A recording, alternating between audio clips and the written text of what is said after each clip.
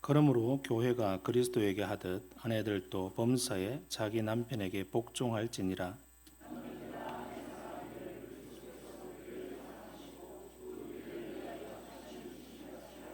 이는 곧 물로 씻어 말씀으로 깨끗하게 하사 거룩하게 하시고,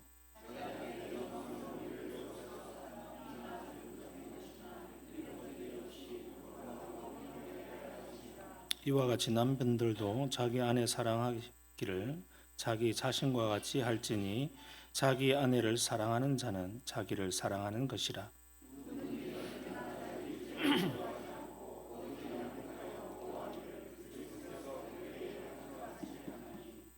30절부터 33절까지는 다 같이 읽겠습니다.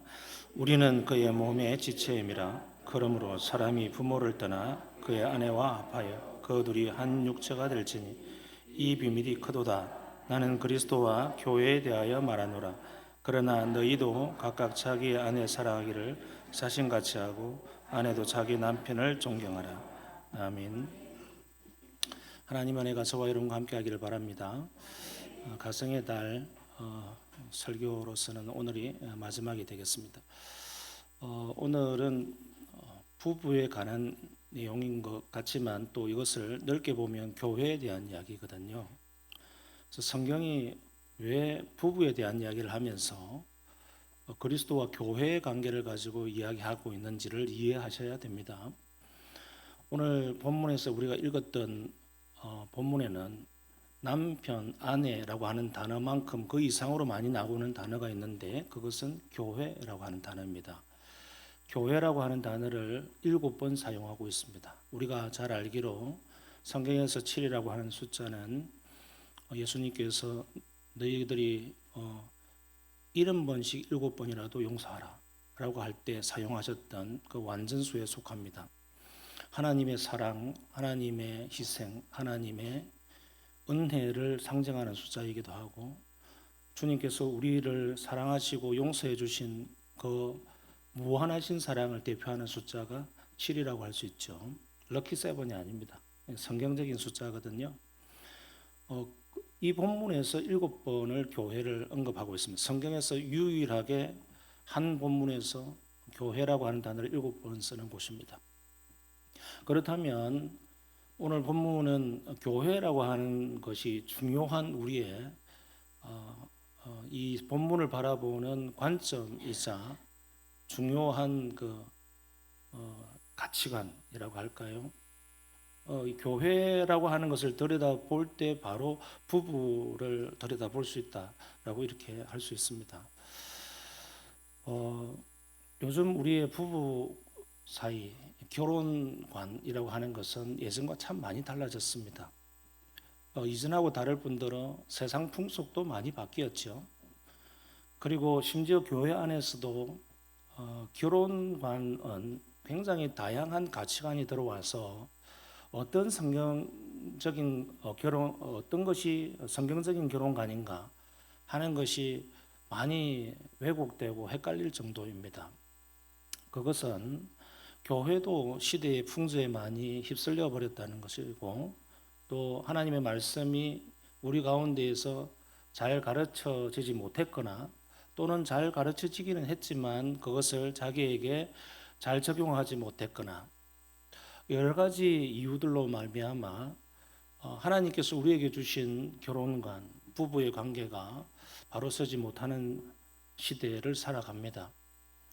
그래서 목사는 참 어려움이 있어요. 어떤 분이 어렵냐면은 목사는 교회에 우리 가족 공동체에서 혼인이 있으면 주례 부탁을 받습니다. 주례 부탁을 받을 때 예전에는 그런 것이 없는데 요즘 따라는 많은 그런 생각이 들어요. 내가 이 주례를 해주고 나서 이 부부가 행복하게 살아야 될 텐데 끝까지 가지 못하면 어쩌나 라고 하는 불안감을 가지고 주례를 합니다. 늘 축복하고 또 축복하지만 그 불안감은 어쩔 수 없는 것 같아요. 그게 지금 이 시대입니다. 뭐 통계학적으로 바라볼 필요도 없고 우리는 다 알고 있습니다. 지금 시대에는 두 쌍 중에 한 쌍이 서로 결별합니다. 그 중에 기독교인들도 많이 포함이 되어 있습니다. 목사 집안으로부터 시작해서 장로 집안, 뭐 다른 직분 여타 뭐 말할 필요도 없이 세상의 어떤 통계나 교회 내의 통계나 별반 차이가 없을 정도로 결혼관이 많이 무너져 버렸습니다. 우리는 오늘 이 말씀을 잘 귀담아 들어야 됩니다. 그렇지 않으면 우리는 성경 말씀을 들어도 자기에게 적용시키지 않기 때문에 행복한 가정생활을 영위해 나갈 수가 없습니다. 자기 자신에게 뼈를 깎는 고통을 가지고 이것을 적용시켜야만 됩니다. 그렇게 될 때 그것이 바로 교회가 된다고 말씀하고 있습니다. 제가 이번 달 가정의 달 설교를 시작할 때 여러분에게 당부드린 게 있어요. 율법적으로 듣지 마세요. 그리고 제가 어떤 사람을 타겟으로 하거나 어떤 가정을 염두에 두고 설교를 준비하지도 않습니다. 강해 설교가 그래서 좋아요. 제가 그냥 이 시리즈 강해 설교를 하지 아니하고 오늘은 이 본문 했다가 다음은 뭐 또 저 본문 했다 그렇게 하면 제가 타협을 하게 됩니다. 그러니까 이 본문을 오늘 정했다가도 어떤 가정인 생각이 나면 아이고 다른 본문을 바꿔야지 이럴 수 있습니다. 사람이니까. 왜? 설교자는 예수님이 아니에요. 성령님도 아니고 선지자도 아니에요. 설교자는 그냥 설교자로서 이 시대에 직분을 받아서 전하게 되어지는데 그러다 보니까 마음속에 연약함이 있을 수 있습니다.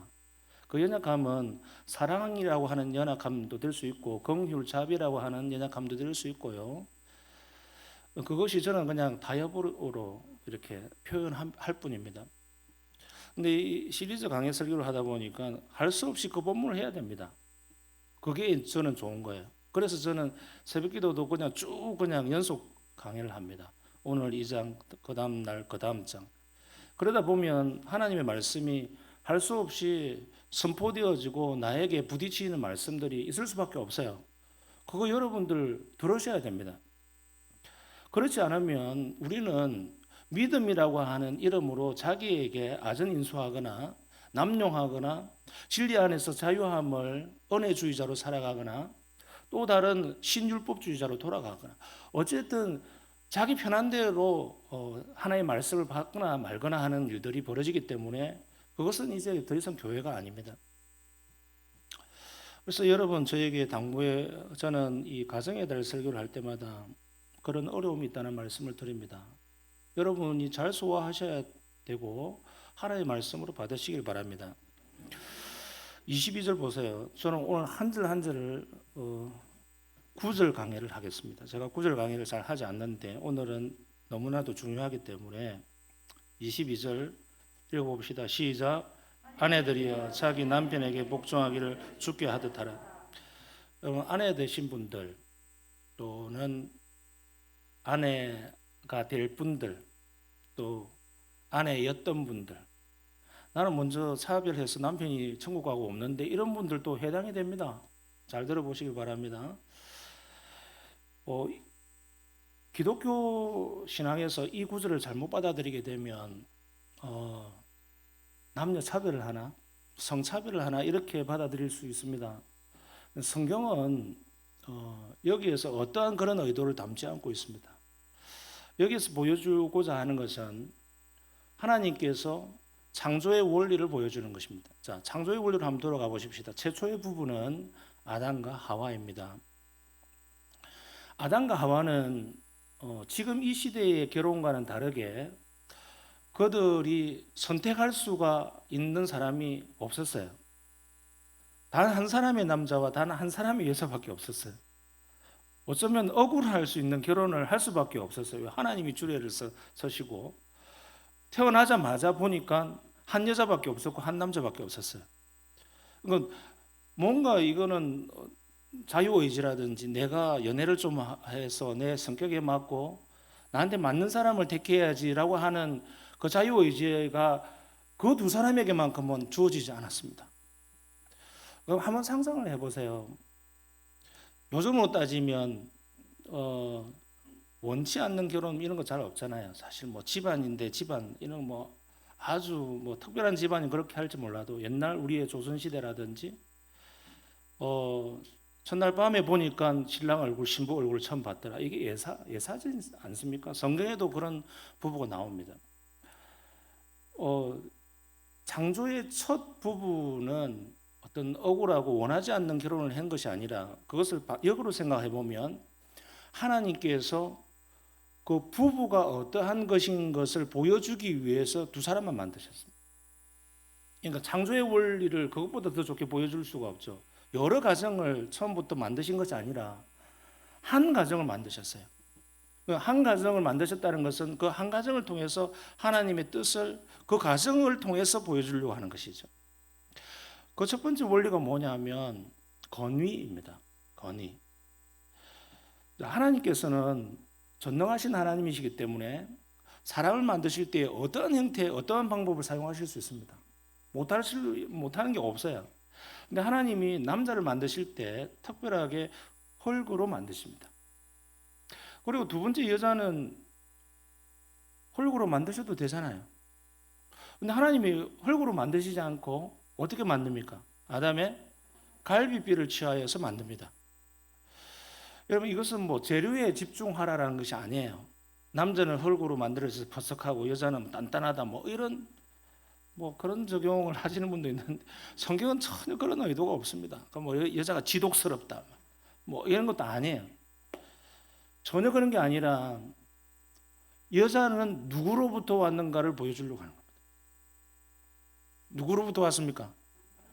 남편으로부터 왔어요.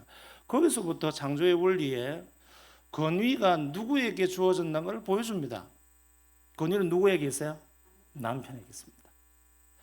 그러니까 아담이 권위를 받을 때 자연스럽게 자기의 아내가 자기의 몸으로부터 출발하게 함으로 해서 자기 자신에게는 하나님으로부터 받은 권위가 생겼고 자기 몸에서 세워진 그 아내를 봄으로 해서 사랑할 수밖에 없게 됐다는 것입니다. 그래서 보십시오. 어디를 읽느냐 하면 28절 보세요. 28절. 다 같이 읽어봅시다. 시작. 이와 같이 남편들도 자기 아내 사랑하기를 자기 자신과 같이 할지니 자기 아내를 사랑하는 자는 자기를 사랑하는 것이라. 이 원리예요. 여러분 자식 낳으신 분들은 자식 다 사랑하잖아요. 그죠? 왜 사랑합니까? 이유가 없어요. 내가 낳은 자식이니까. 내 혈육이니까. 내 몸으로부터 나온 자식이니까. 모성애, 부성애가 그래서 있는 건 아닙니까? 누가 그렇게 하자고 합의한 적 없어요. 인류는 그걸 가지고 연구한 적도 없고 합의한 적도 없고 규정으로 내세운 적도 없지만 자연스럽게 우리의 DNA 가운데 그것이 새겨져 있어. 왜? 내 몸에서 생겨났으니까.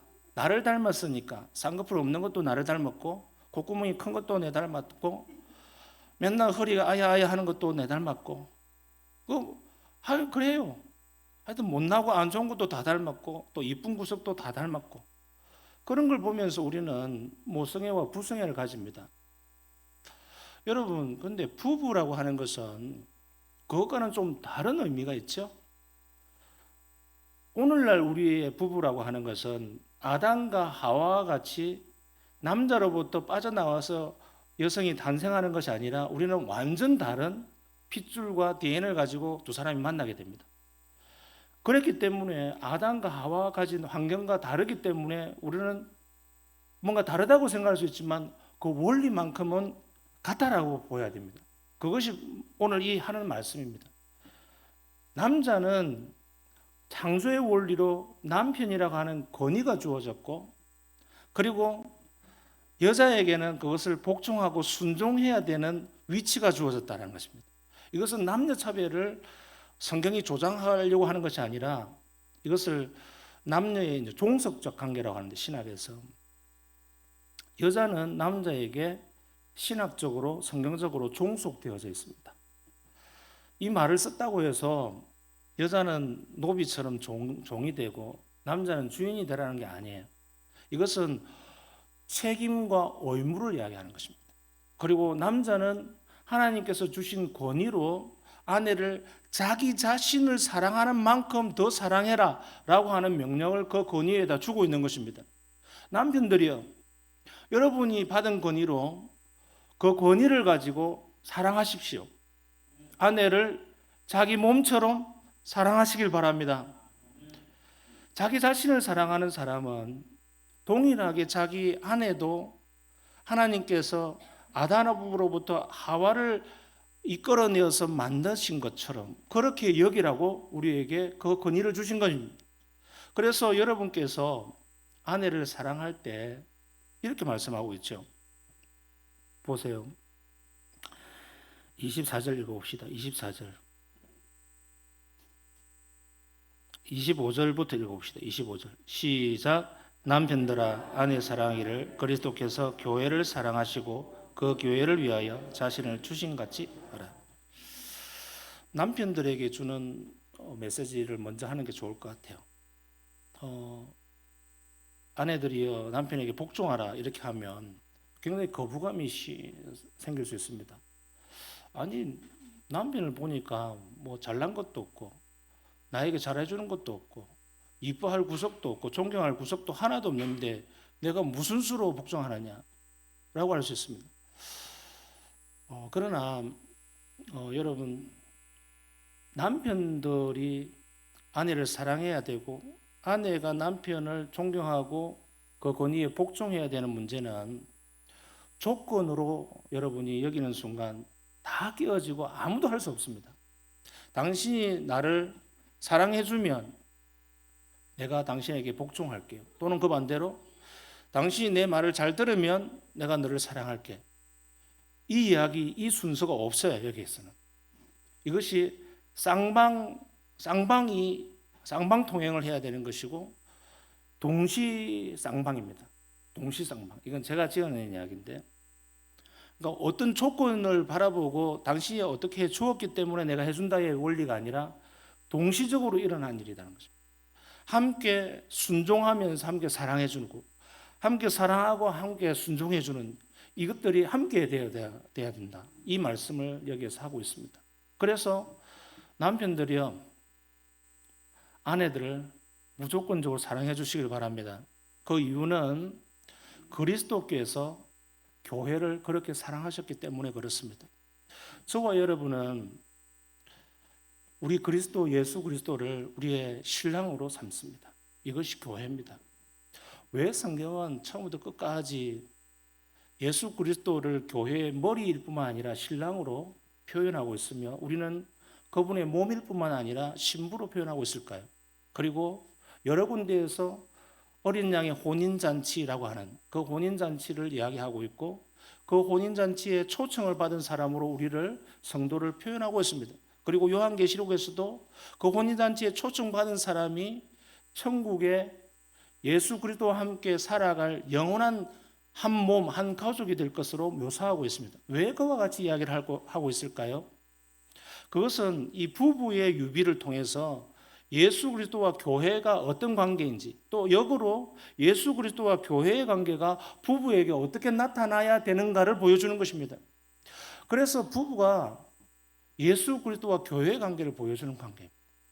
그러므로 부부의 관계는 어느 날 갑자기 만나서 정말 성격도 맞지 아니하고 스타일도 맞지 않고 취미도 맞지 않는 두 사람이 그냥 아웅다웅 그냥 매일매일 싸우고 갈등하고 스파크가 일고 하면서 살아가면서 우리는 무엇을 느끼게 되느냐면 예수 그리스도께서 교회를 향해서 얼마나 참아주셨는가, 예수 그리스도가 교회를 향하여서 얼마나 인내하고 기다려주셨는가, 예수 그리스도께서 자기의 모든 것을 내어줄 정도로 희생하고 죽으시고 피로 모든 것을 사신 것이 교회라고 하는 것들을 우리가 배울 수 있는 것처럼 부부가 그래야 되는 것을 보여주고 있는 것입니다.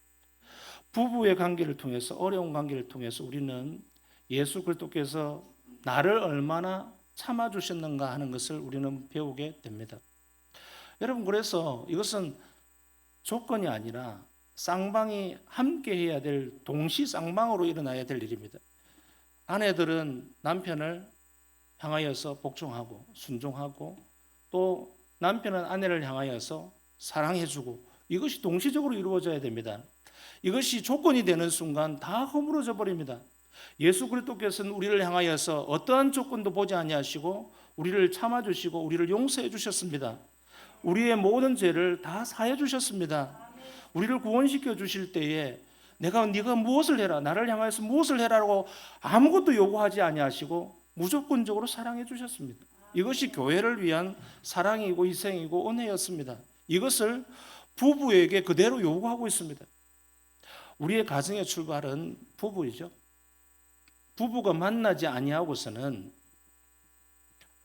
아무것도 일어나지 않습니다. 만나야 일어나잖아요. 만나야 사랑도 일어나고, 만나야 또 대화도 하고, 만나야 그러다 보면 자녀도 태어나잖아요.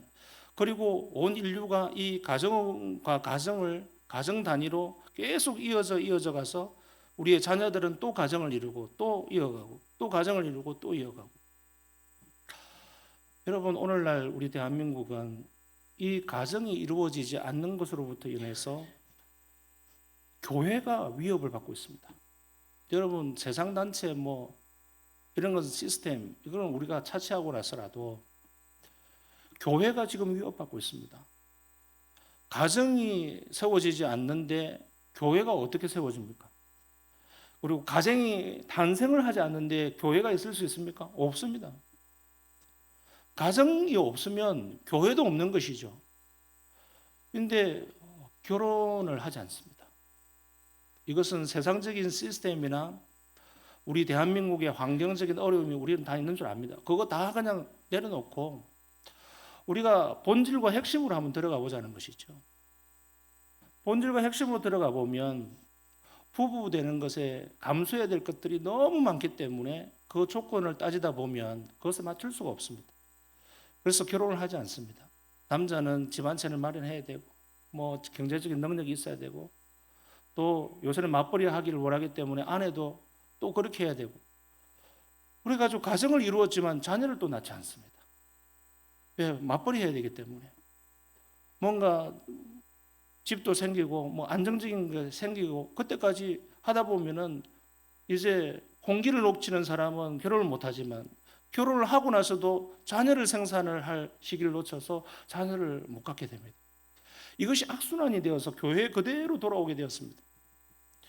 교회의 원리는 부부가 많이 탄생을 하고 또 부부가 사랑을 하여서 많은 자녀를 낳고 이것을 통해서 교회가 하나님 나라를 이루어갑니다. 이것이 하나님의 원리입니다. 그런데 오늘날 부부가 만나도 자녀를 낳을 생각을 하지 못하는 그 핵심에 들어가 보면 애정이 없죠. 온갖 세상적인 원리로 가득 차 있습니다. 빨리 돈 벌자, 뭐 하자, 세상적인 목표를 많이 세우고 있습니다.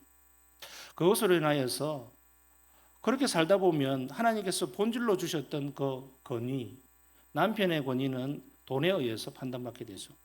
그래서 돈을 잘 벌어줄 때는 존경심이 생기는데 돈을 못 벌어오고 직업을 잃고 그렇게 하면은 굉장히 압박을 받게 되죠. 살림 사는 입장에서. 그렇게 되면 남편에 대한 존경심이 사라지고 남편을 이제 순종하거나 복종하지 못하는 그런 일들이 있습니다. 여러분, 이 모든 것들에 앞서서 우리는 그런 환경과 조건과 그런 전제 조건을 다 내려놓고 주님께서 우리에게 하시는 말씀을 들어야 됩니다. 아내들이요, 여러분의 최종의 권위는 예수 그리스도이십니다. 믿습니까? 그 예수 그리스도께서 위임해 준 권위가 있는데 우리의 최종적인 신랑은 예수 그리스도시지만 그 예수 그리스도의 신랑 되심을 알아갈 수 있는, 배울 수 있는 최소한의 눈에 보이는 권위를 여러분의 신랑을 주신 겁니다.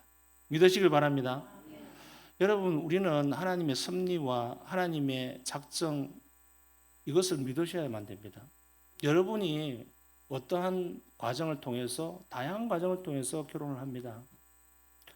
어떤 사람은 연애를 해서 결혼을 하기도 하고, 어떤 사람은 선을 봐서 결혼을 하기도 하고, 별의별 사람들이 다 이렇게 만나고 결혼을 합니다.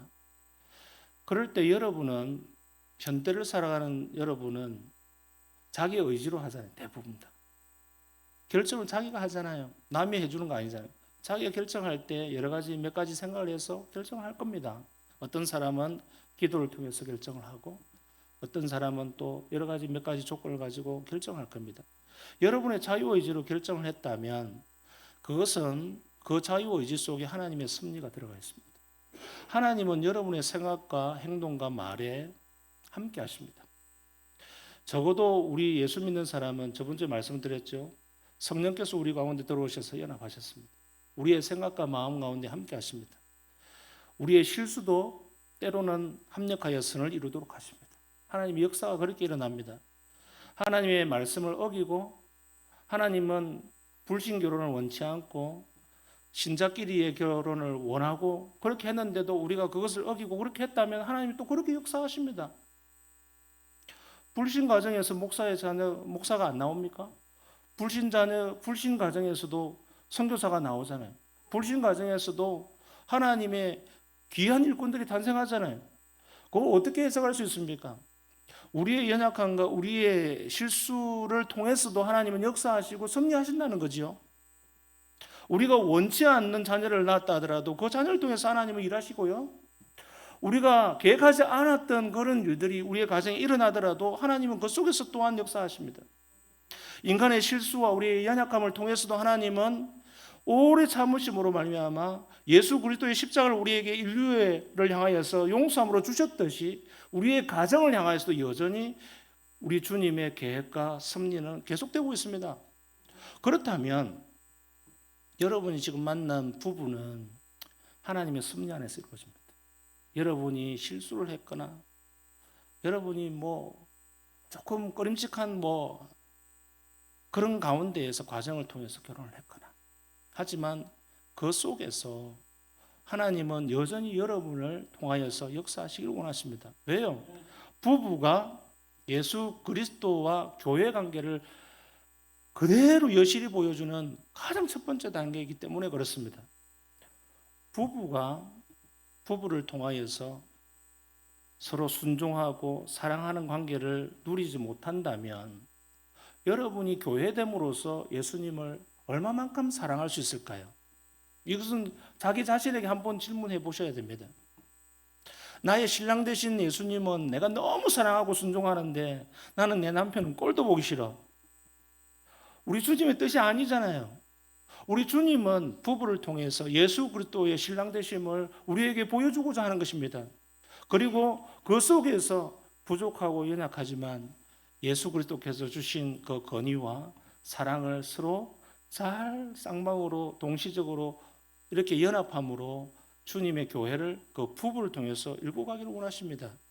가정이 교회되지 아니하고 다른데 아주동 1호 12번지에 오면은 교회가 있을 것이다 하는 건 착각입니다. 부부가 먼저 교회가 되시길 바랍니다.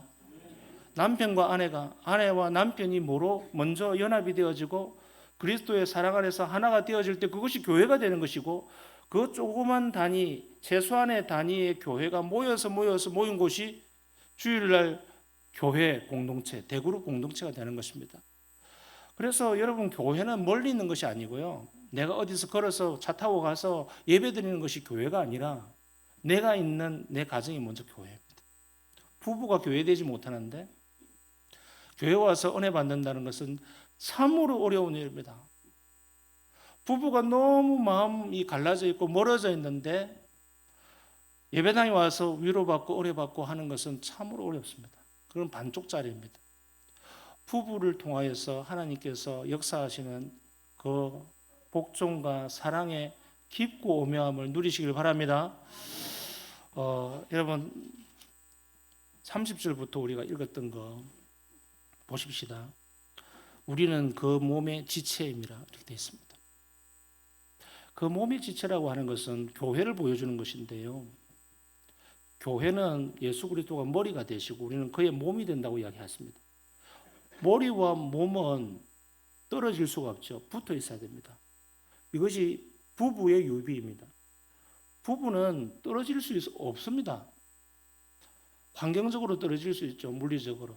기러기 부부도 있고 주말 부부도 있고 할 수 없습니다. 현대인들은. 그러나 여기서 말하는 것은 물리적인 것을 말하는 것이 아니라 영적이고 정신적이고 영혼의 하나됨을 이야기하는 것입니다.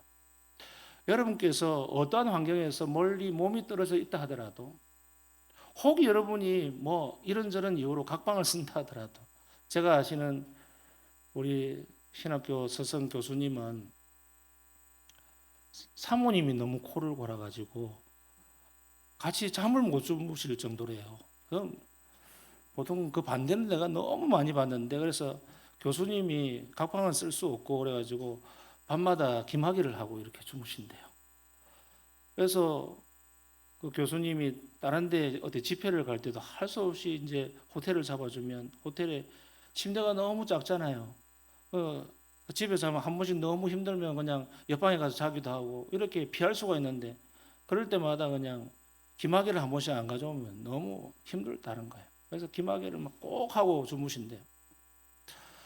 여러분, 우리가 어떠한 부부 관계를 할 때에 나와 안 맞는 게 얼마든지 있을 수 있습니다. 얼마든지 있을 수 있습니다. 그럴 때 우리는 그 과정을 통해서 우리가 우리의 마음과 우리의 영혼이 서로 연합했다고 하는 것을 확인한 방법이 무엇으로 확인할 수 있습니까? 성령께서 주시는 그 마음을 확인할 수밖에 없어요. 제가 저번 주에 술 충만, 성령 충만 이야기했습니다. 우리가 오늘 이걸 한 본문으로 봐야 돼요. 읽지 않았는데 15절부터 마지막 절까지 한 통이거든요. 왜 부부의 유비, 예수 그리스도와 교회의 유비를 이야기하려고 할 때에 술 취함과 성령 충만을 왜 이야기했느냐 하면, 부부는 결국 성령 충만하지 아니하면 부부의 관계는 유지하기가 힘듭니다. 성령 충만한 사람이 나타나는 성품의 결과물이 뭡니까? 9가지가 있어요. 한번 해볼까요? 사랑과 희락과 화평과 오래 참음과 자비, 양선, 충성, 온유, 절제. 자, 이게 뭐 한번 가만 생각해 보세요. 성령 충만하면 나타나는 이 성품들 9가지는 부부의 관계에서 반드시 필요한 것입니다. 근데 이것이 깨어지는 순간이 오는데, 이것을 가로막고 겉만 갈라놓는 것이 뭐냐면은 성령 충만에 반대되는 것. 주로 술 충만. 남편이 술고래다 또는 아내가 술고래다, 두 사람 다 술고래다, 너무 문제입니다. 술로 충만한 사람은 그 영혼이 그 술에게 빼앗기고 있기 때문에 그 마음 가운데 성령 충만한 결과를 맺을 수가 없습니다. 두 개 중에 하나를 택할 수밖에 없어요. 술 취하지 말라 이는 방탕한 것이니 오직 성령의 충만함을 받으라 라고 하는 것은 하나는 걷어내고 하나밖에 되지 않는 것이죠. 두 가지 동시에 있을 수 없습니다. 사랑 보십시오. 나는 당신을 사랑하오 라고 한다면서 미워할 수 있습니까? 동시에 사랑과 미움이 있을 수 없습니다. 애증의 관계, 그런 건 있을 수 없어요. 부부 관계에서는 사랑하면 사랑하고 미워하면 미워하는 것이죠. 사랑의 관계와 미워하는 관계가 동시에 있을 수 없는 것처럼 성령 충만과 술 취함이 같이 함께 할 수 없어요. 그래서 모든 가정이 깨어지는 그 핵심의 중간에 들어가 보면 본질적인 것에 술 취함이 있습니다. 술 취함을 통해서 갈라놓습니다. 성령 충만하지 못하게 만드는 방해꾼이 바로 술입니다. 사랑과 희락과 기쁨이 있는데 부부관계에 기쁨이 있으면서 불행이 동시에 있을 수 있다? 기쁨으로 충만하면 불행도 다 이겨내지요. 화평, 우리 관계 사이에 화평과 평화가 있는데 서로 불화한다?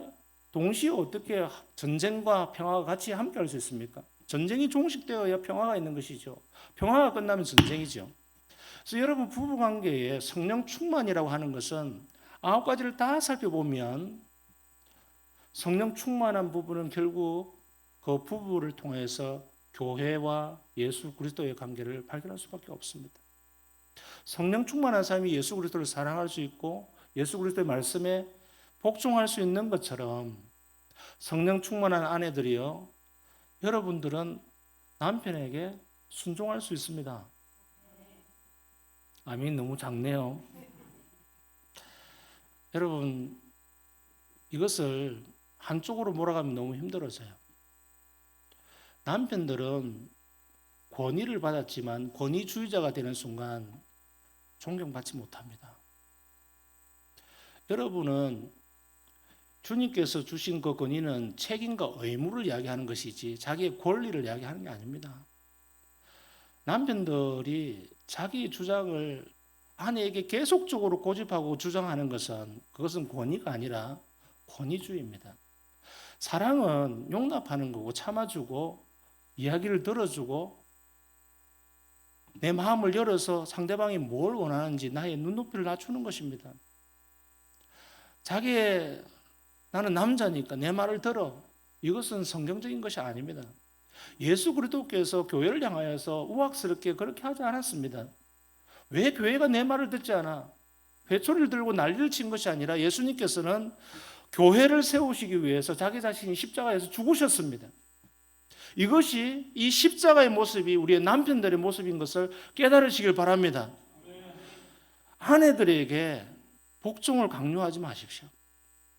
아내들에게 너무 과한 것들을 요구하지 마십시오. 나를 따라, 내 말을 들어, 내 경험을 따라, 내 지식에 맞춰. 그것은 맞지 않습니다, 여러분. 여러분, 사랑이 많이 가는 가운데에 존경심이 자연스럽게 일어나는 것은 당연한 건 아닙니까? 그것은 서로 주고받는 것이고 쌍방울이 일어나는 것이지. 당신 무조건 내 말을 들어. 이것은 통할 수가 없는 것이죠. 여러분, 남편들은 젊었을 때 힘이 있을 수 있습니다. 그러나 나이 들어가면서 이제 힘을 많이 잃죠. 경제력도 없고 힘도 빠져가지고 이제 잘 일어서지도 못하고. 그럼 대개 보면은 가정마다 보면 남자가 먼저 덜어눕고 아내가 남편을 이렇게 케어하는 경우가 많이 있습니다. 일반적으로 많이 그렇습니다. 그럴 때 이제 노년에 힘이 아무것도 없을 때 의지할 곳은 아내밖에 없잖아요. 저는 며칠 전에 제가 제일 사랑하고 존경하는 제 영적 스승이신 우리 윤장원 목사님 돌아가셨는데 어제 이제 장례를 치렀어요. 병으로 조기 은퇴를 하셨거든요. 65세에 조기 은퇴를 하시고 31년간의 목회를 하셨는데 최근 10년 가까이 거의 휠체어 타고 다니시고 일주일에 3번씩 투석을 하시고 최근 몇 년간은 거의 누워서 하여튼 수족이 다 되어서 사모님이 없이는 아무것도 못하는 거예요. 그러니까 뭐 계속 최근 몇 달 동안에는 제가 만나러 가보면 사모님께서 그냥 목사님 방 안에 누워 계시고 여보 부르면 막 5분 10분마다 계속 달려가요. 가보면 이거 고쳐달라, 이거 춥다, 또 덥다, 땀난다, 배고프다, 뭐 이거 좀 뜨뜻하게 해달라, 이거 좀 줄여달라, 뭐 하루에 100번 넘게 부른 거예요. 잠을 못 자요. 그거를 10년 가까이 했어요. 근데 사모님이 정말 불평불만 한마디도 하지 아니하시고 정말 그 어려운 세월들을 잘 보내시고 이제 천국을 보내시고 혼자 되셨는데 너무 그게 존경스러운 거예요. 우리 주님이 정말 기뻐하실 겁니다. 제가 이제 근자에 제가 허리가 고질병인데 허리가 안 좋았어요. 지금도 좀 그리 좋지 않은데 오늘도 제가 양말을 제가 스스로 못 신었어요. 아내가 지금 일주일째 제 양말을 신겨주고 있는데 허리가 안 좋아져가지고 제가 며칠 전에 그랬어요. 우리 윤 목사님하고 사모님이 생각이 나가지고 당신 이 양말 이렇게 신겨주고 있는데 내가 윤 목사님 들어 누워가지고 내가 아무것도 못하고 있으면 당신 3일 만에 도망칠 거죠. 아무 말을 안 해요. 아무 말을 안 하는 게 더 무서워. 아프지 마세요 이러더라고요. 그 말은 아프면 여차하면 내가 그냥 도망갈 뿔 거라고 그런 소리로 저는 막 들리더라고요.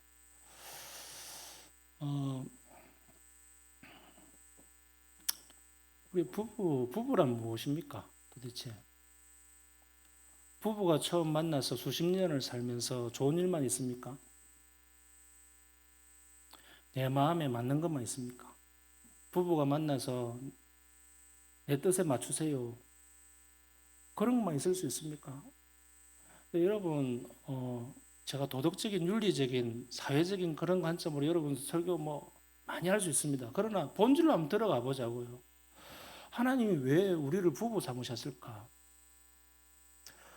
부부를 통하지 않고서는 자기의 자신의 비참함을 볼 수가 없습니다. 부부 결혼을 해봤기 때문에 자기의 비참함을 보는 거예요. 내가 이렇게 못난 사람이었구나. 내가 이렇게 참을성이 없는 사람이었구나. 이렇게 내가 속 좁은 사람이었구나. 내가 정말 삔대 같은 사람이었구나. 내가 이렇게 못난 사람이었구나. 를 언제 발견하게 됩니까? 부부 싸움 할 때 느낍니다. 내가 왜 이런 거 가지고 쫀쫀하게 화를 내고 있고 주장을 하고 있지? 가만 앉아서 한번 여러분 생각해 보십시오. 부부로 만났기 때문에 그런 것을 통해서 예수님께서 우리의 신부 삼으신 교회가 얼마나 볼품없고 얼마나 제약 가운데 있고 얼마나 연약하고 형편없음에도 불구하고 우리를 계속적으로 참아주시고 수용하시고 너그럽게 우리를 기다려주시고 은혜롭게 해주셨다는 것을 우리는 느낄 수 있습니다. 여러분께서 결혼해 보신 것을 통해서 예수님의 위대하심과 그 넓으신 사랑을 알 수 있는 겁니다. 그래서 여러분, 그렇다면 그것을 누린 우리는 아내들은 남편을 더 많이 지혜롭게 높여드릴 수 있고요. 남편들도 얼마든지 자기 자신을 양보해서 아내들에게 해달라는 대로 해줄 수 있습니다. 그것까지는 그 못합니까? 저는 목회를 하면서 너무 말도 안 되는 상담을 너무 많이 하게 됩니다. 그 중에 제일 어려웠던 게 부부 상담이에요. 제가 어떤 젊은 부부는 상담하다가 화병이 날 정도였어요. 그냥 내가 때려치워라 하고 그냥 서로 보지 마. 내가 보기 싫더라고. 너무 말도 안 되는 거 가지고 서로 옥신각신 목사를 만나러 와서 상담을 하는데 너무 말도 안 되는 거. 어린아이 같은 거 가지고 서로 양보를 하지 않고 있는 그것을 보면서 저는 와, 사람이 꽉 막히면 이렇게 될 수도 있구나 하는 것들을 수없이 봐왔습니다. 그럴 때마다 너무 안타까워요. 근데 결국 잘 봉합이 되어서 가는 부부도 있지만 그러지 못하는 부부도 많았습니다. 그 이상 저의 몫이 아닙니다. 인력으로 할 수 없는 거예요. 성령님께서 여러분 안에 계시다면 성령님께 여러분의 마음을 주시길 바랍니다. 드리시길 바랍니다. 그래서 성령이 진짜 원하시는 것이 무엇인지 잘 살펴보세요. 여러분이 양보 없이 희생 없이 여러분의 마음을 열지 아니하고 결혼 생활을 유지한다는 것은 불가능한 일입니다. 무슨 수로요? 예수님과 우리 사이에 연합이 이루어진다는 것, 예수님이 우리를 용납하지 않았다면 불가능한 일이잖아요. 남편들이요, 신랑 되신 여러분들이요, 아내들의 눈높이에 맞춰서 여러분이 용납하지 않는데 부부관계가 유지될 수 있습니까? 불가능합니다. 누군가는 책임을 져야 되고 그 권위에 주신 위임해 주신 권위를 잘 사용할 수 있는 그 책임과 사랑의 마음으로 자기 자신을 내려놓지 아니하면 부부관계는 어렵습니다. 정말 어렵습니다. 우리는 주님의 사랑을 많이 받았다고 그러고 은혜를 그렇게 많이 받았다고 이야기를 하는데 왜 부부관계만 들어가면 그렇게 칼날을 세우고 자기 주장을 끝까지 관철하고자 스파크를 일고 끝까지 갑니까? 그래서 아무에게도 유익이 되지 않고 여러분의 영혼을 망치는 겁니다. 부부관계가 틀어졌는데 하나님과 나 사이의 관계가 좋을 거라고 생각하는 것은 성경적이지 않습니다. 주님과 나 사이는 관계가 너무 좋은데 부부관계는 안 좋다? 어디에 그런 믿음을 가르치고 어디에 그런 신앙을 가르치고 있습니까? 성경에서 그걸 가르치지 않습니다. 여러분은 목사가 매일 사모와 아내와 매일 싸우고 다투고 치고받고 하다가 나와가지고 거룩한 척하고 교회 와가지고 막 할렐루야 하고 설교하는 것을 원합니까? 그렇지 않지 않습니까? 저는 위선자가 되기 싫어요. 그래서 정말 저는 결혼할 때부터 그런 기도를 참 많이 했습니다. 하나님 제 성질을 죽이게 해주십시오. 제 주장을 제가 살아온 세월 때문에 제가 경험한 잘못된 왜곡된 것 때문에 제 아내의 좋은 성품들을 망치거나 그것으로 인하여서 우리의 가정에 화평을 깨는 일이 없도록 해주십시오. 수없이 기도하고 나 자신의 비참함을 보고자 내가 벌컥 화를 냈다가도 내가 왜 화를 냈을까? 자기 자신을 쳐서 복종시키고 다스리고 주님의 사랑 앞에 십자가 앞에 나를 가져가지 않으면 부부관계는 유지될 수가 없습니다. 무슨 수로요? 온갖 오해들이 많이 일어나고 온갖 여러 가지 우리의 가정을 깨려고 하는 사탄 마귀의 계략들이 얼마나 많은데요. 목사가 좀 오죽하겠습니까? 수많은 오해들이 일어나고요. 우리 가정도 그렇게 되려면 뭐 그렇게 되지 않았겠습니까? 여러분, 우리는 주님의 은혜를 받은 사람입니다. 부부는요, 싸울 수는 있습니다. 우리의 연약함 때문에. 그러나 그 싸움의 결론은 항상 은혜와 사랑과 포용으로 나아가야 됩니다. 우리의 결론이에요. 우리의 과정은 형편없을 수 있어요. 이스라엘 백성들이 누다가 멸망하고 포로로 잡혀가고 그렇지만 하나님의 결론은 뭐였습니까? 너 망해서 끝내버려라. 지옥에 가버려라. 그가 아니라 하나님은 그 심판과 가운데에서도 너희들을 회복시켜요. 우리 주님께서 예비하신 결론은 회복이에요. 회복. 회복의 마지막이 천국이잖아요. 그 회복의 마지막이 종말론이고 새하늘과 새 땅이잖아요. 그곳에서 어린 양의 혼인잔치에 참여할 저와 여러분이잖아요. 그런데 우리의 가정이 그 종말론을 바라보면서 주님께서 우리를 회복시키시고 완전한 곳으로 데려갈 그것을 사모한다면 여러분의 결론은 싸우고 치고받고 마음에 안 맞고 그러더라도 회복하십시오. 회복입니다. 그것이 우리 주님의 뜻입니다. 그렇게 살아가는 저와 여러분 되기를 바랍니다.